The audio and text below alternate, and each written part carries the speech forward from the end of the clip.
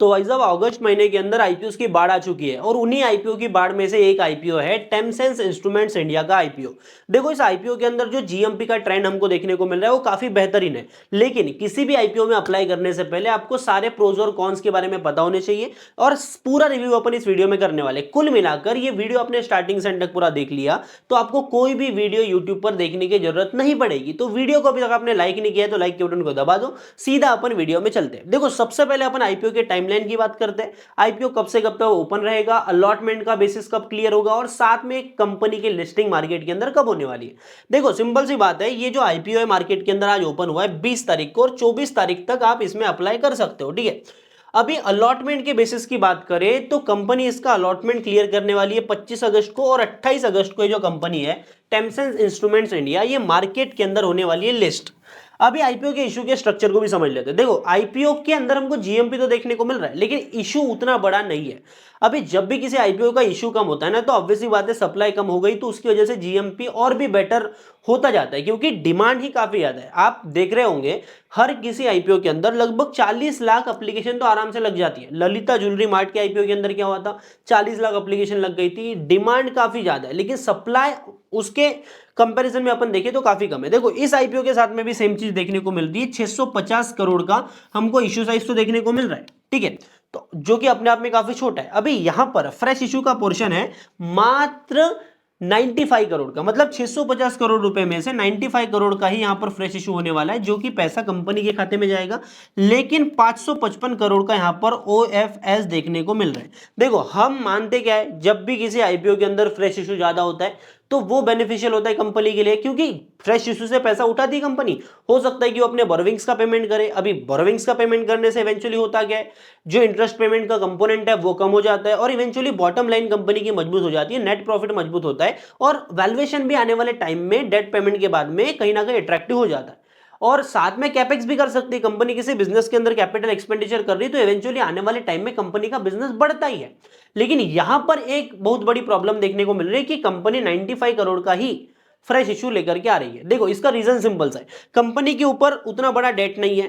Date to equity ratio company का control के अंदर 0.15 के करीब हमको देखने को मिल रहा है और 1 के नीचे होना चाहिए, उसकी भी अपन बात करेंगे, सारे मैट्रिक्स की अपन बात करेंगे। लेकिन कंपनी को एज सच कैपेक्स की उतनी जरूरत नहीं है और इसी वजह से कंपनी कहीं ना कहीं ओएफएस लेकर के आ रही है, ठीक है। तो 95 करोड़ का जो फ्रेश इशू है इसका पैसा कहां यूज होगा वो उसकी भी अपन बात करेंगे, पर उससे पहले अपने को कंपनी के बिजनेस को समझना पड़ेगा। देखो इससे पहले कि कंपनी के बिजनेस की बात करें, जो 650 करोड़ का इशू है ना इसके हिसाब से कितने रिटेल एप्लीकेशंस को अलॉटमेंट मिलेगी उसकी बात कर लेते हैं। देखो 650 करोड़ का इशू है, 35% का स्टैंडर्ड रिटेल कोटा देखने को मिल रहा है। अभी प्रिसाइज नंबर की मैं बात करूं तो 34 पॉइंट समथिंग देखने को मिल रहा है। अभी इसके हिसाब से लगभग 1.5 लाख 1.5 लाख एप्लीकेशंस को मोटा मोटा इस आईपीओ के अंदर अलॉटमेंट मिलेगा। मतलब अब कुल मिला के लगा लो कि भाई अगर 30 लाख भी एप्लीकेशन लगती है फिर भी 20 में से एक का चांस बनेगा और 45 लाख अगर लग गई तो भाई आप समझ लो कि भाई 30 में से एक एप्लीकेशन को अलॉटमेंट मिलेगा। तो अलॉटमेंट के चांसेस तो यहां पर टफ ही है। तो इसके लिए आपको करना क्या पड़ेगा उसका भी थोड़ा डिस्कशन कर लेंगे, जितना अपने हाथ में वो तो अपन कर ही सकते हैं, ठीक है। अभी आ जाते हैं अपन बिजनेस के लिए। सबसे पहले बिजनेस को समझेंगे, उसके बाद में अपन आएंगे कि एक्चुअल में कहां पैसा यूज करने वाली कंपनी फ्रेश इशू का। देखो बिजनेस की मैं बात करूं तो कंपनी का बिजनेस सिंपल सा है, ये थर्मल इंजीनियरिंग सॉल्यूशंस प्रोवाइड करती है। थर्मल इंजीनियरिंग के अंदर इनका आएगा क्या, पहली बात तो ये टेम्परेचर सेंसिंग सॉल्यूशंस प्रोवाइड करते हैं, मतलब टेम्परेचर कितना है, और साथ में हीटिंग सॉल्यूशंस, मतलब जो हीट हो रही है उसके भी सॉल्यूशंस प्रोवाइड करते हैं। तो यहां पर कंपनी की जो प्रेजेंस है ना भाई, ये लगभग 80 से भी ज्यादा कंट्रीज के अंदर अपने माल को एक्सपोर्ट करते हैं। 15 मैन्युफैक्चरिंग यूनिट्स हैं इनके पास में वर्ल्ड वाइड और 3 प्रोडक्ट कैटेगरीज है। प्रोडक्ट कैटेगरीज में मैं आपको बताता हूं, पहला तो टेम्परेचर सेंसिंग सॉल्यूशंस, जहां पर सेंसर्स आ जाते हैं और सेंसर्स के अंदर जो 31 मार्च 2026 का डेटा है उसके हिसाब से इनका जो मार्केट शेयर है, जो टेम्परेचर सेंसिंग सॉल्यूशन वाला पार्ट है, इक्विपमेंट्स है, उसके अंदर 10.5% का मार्केट शेयर, पहला ये हो गया। दूसरा हीटिंग सॉल्यूशंस और तीसरा ये बनाते हैं स्पेशलाइज्ड वायर। और ये स्पेशलाइज्ड वायर जो रहते हैं ना, ये भी कहीं ना कहीं हीटिंग सॉल्यूशन वाले पोर्शन के अंदर आते हैं, जहां पर ये स्पेशलाइज्ड वायर्स की मैन्युफैक्चरिंग करते हैं। कुछ इस तरीके से कंपनी का प्रेजेंस हमको देखने को मिल रहा है। अभी कंपनी इनकॉर्पोरेट हुई थी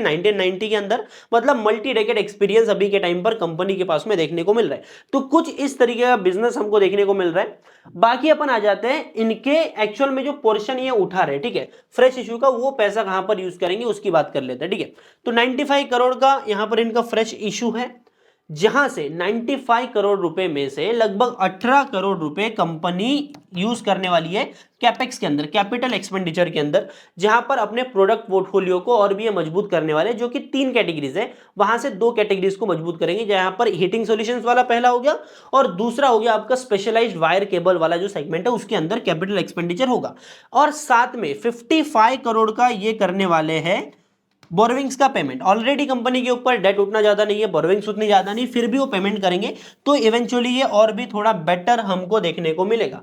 अभी अपन आ जाते हैं कि एक्चुअल में कंपनी के फाइनेंशियल के नंबर हमको कैसे देखने को मिल रहे हैं। ठीक है, सबसे पहले अपन देखते हैं FY24 का डेटा। लगभग 250 करोड़ का इन्होंने रेवेन्यू किया था। अगले साल लगभग 400 करोड़ के पास ये पहुंच रहे, 382 करोड़ का इन्होंने रेवेन्यू करा और 455। आप ये देखो कि भाई 20% की ईयर ऑन ईयर बेसिस पर कंपनी के रेवेन्यूज के अंदर ग्रोथ देखने को मिल रही है, जो कि धमाकेदार है। आगे अपन आते हैं एबिटा के ऊपर। एबिटा की बात करें, 61 करोड़ से पहुंचे लगभग 97 करोड़ और 97 से 113 करोड़, लगभग 16% की ग्रोथ है। नेट प्रॉफिट की अपन बात करें तो 40 करोड़ से 62 करोड़ और अभी 71 करोड़, 13% की ग्रोथ हमको देखने को मिल रही है। तो कहीं ना कहीं जैसे जैसे टाइम बढ़ा है वैसे वैसे कंपनी के मार्जिन्स के अंदर हमको थोड़ा डिक्लाइन देखने को मिला है, ये हमको समझ में आ रहा है। अभी आप देखो यहां पर मार्जिन के डिक्लाइन का रीजन भी आप समझ सकते हो कि कंपनी की बोरोविंग भी हल्की सी बढ़ी। अभी बोरोविंग बड़ी तो है लेकिन यहां पर इतना बड़ा कंसर्न नहीं है। 30 करोड़ से 72 करोड़ पहुंचे 25 के अंदर और FY26 के अंदर 78 करोड़।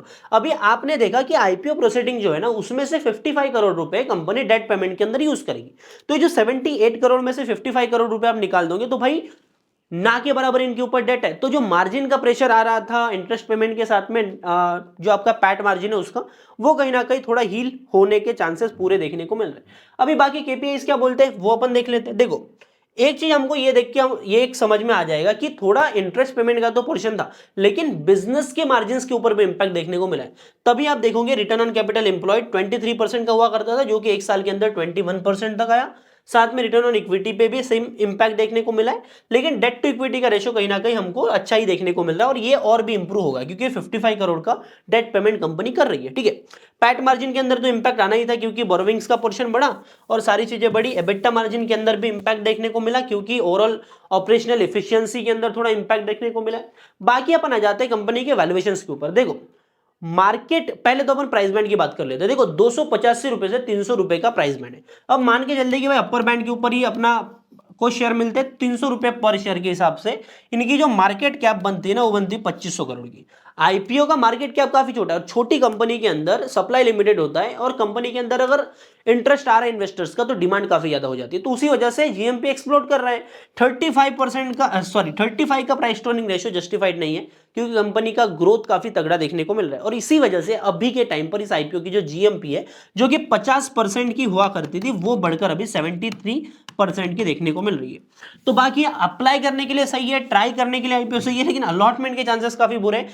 25-30 से भी ज्यादा बोल सकते हो, 30-35 में से एक आदमी को एक रिटेल एप्लीकेशन को अलॉटमेंट मिलेगा। तो ये हिसाब से आपको मान के चलना है, अपने मानसिकता को ऐसे बना के चलना है कि मुझे अलॉटमेंट इसमें शायद ही मिलेगा। बाकी आई होप आपको सारी डिटेल क्लियर हो गई होंगी। कोई डाउट होगा तो कमेंट में पूछो। बाकी वीडियो अच्छी लगी तो वीडियो को लाइक करना और चैनल पर नहीं तो सब्सक्राइब कर लो क्योंकि 1 लाख सब्सक्राइबर्स का हमारा टारगेट है। बाकी मैं मिलता हूं आपसे अगले वीडियो में, तब तक के लिए बाय बाय, टाटा, जय हिंद, जय भारत।